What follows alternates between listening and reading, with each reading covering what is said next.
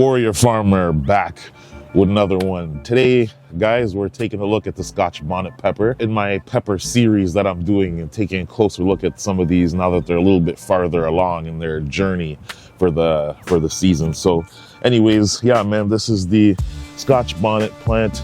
For most people, this is going to be a go-to and a very it's a staple pepper, and you know, especially in the Caribbean and West Indian food, this is going to be something that you're going to see almost every single time. Scotch Bonnet is one of the most delicious, most prolific peppers that you can grow for your cuisine. Usually, you know, in a West Indian house, when the Scotch Bonnet runs out, it's a fucking problem. But once again, I grew 2 plants, so most of the varieties I have a single plant, but because I use this so much, I actually have 2 separate plants that we're growing today. It's gonna change in flowering, but for the most part, we have a kind of a squat stance.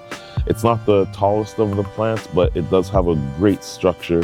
It's gonna yield a lot of peppers.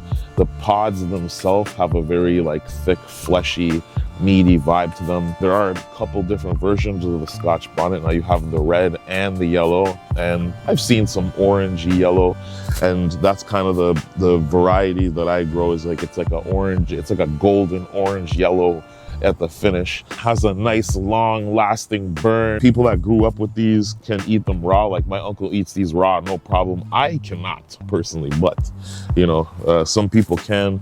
And once again, it's just gonna be possibly the one that we rely on most in the kitchen, especially when we're talking about chicken dishes and when we're cooking West Indian food. So I mean, yeah, man, this is just a wonderful plant, and I grow it pretty much every single season.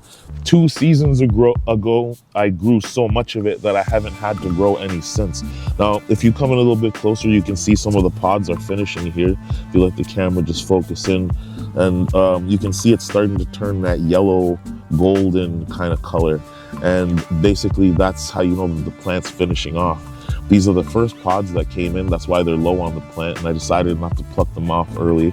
I am gonna harvest those today and let them ripen off of the branch, because I want to focus a little bit of the growth up in the upper areas, especially now that we're getting to flowering season. And that's another thing, man. I personally like to pick peppers off as they ripen and kind of let the plant do their thing. And also I noticed as I'm picking pods off, is the plant starts growing more vigorously because it's not focusing on as many fruits. But yeah, we're getting to flowering season here in southern Ontario, so stuff's getting a bit exciting, and we're gonna start seeing the colors change. So this is the Scotch Bonnet plant, West Indian Cuisine. This is our go-to for cooking. So if you guys haven't got the Scotch Bonnet in your kitchen, if you haven't tried it in your cuisine, we'll use a sucker. But anyways, Warrior Farmer back with another one. We're gonna see how this finishes off, and I'm gonna continue showing you guys these pods and show you what they look like after they're done. And if you haven't seen my last Scotch Bonnet video from a year or 2 ago when I did grow them, you'll see what these look like when they finish. They do become monsters, but we're gonna see if we can beat our record this year. So yeah, man, Warrior Farmer back with another one.